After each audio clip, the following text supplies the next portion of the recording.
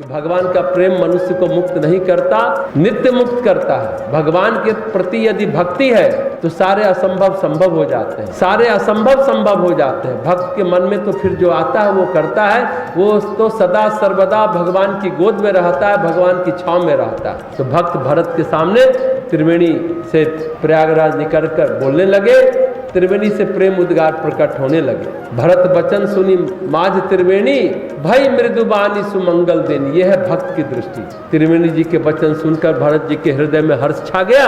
हर्षित होकर देवगण भी पुष्प वर्षा करने लगे।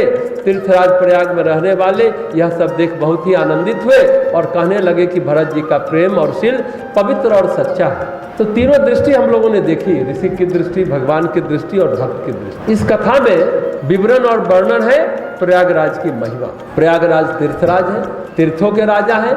तीर्थ वो होता है जहां पर तप और पुण्य का प्रकाश होता है, तप और पुण्य जिसके कण कण में व्याप्त होता है, वो स्थान तीर्थ होता है। जहां पर जाते ही चेतना भगवत प्रेम से, आनंद से, भक्ति से, उच्च स्तरीय विचारों से अनुप्राणित हो जाता है, वह क्षेत्र तीर्थ क्षेत्र, वह क्षेत्र तीर्थ होता है। तीर्थराज प्रयाग का अर्थ है धरती के सारे तीर्थों के वे नायक हैं। तीर्थों का नायक कौन?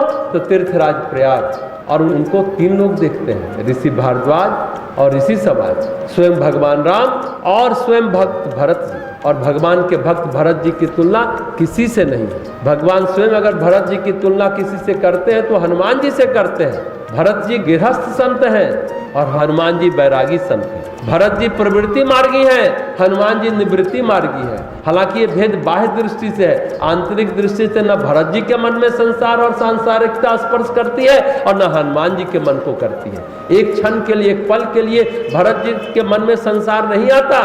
राज्य की कल्पना तो बहुत दूर की बात है। यही वजह है कि भरत के हृदय में और हनुमान जी के हृदय में राम विराजते हैं।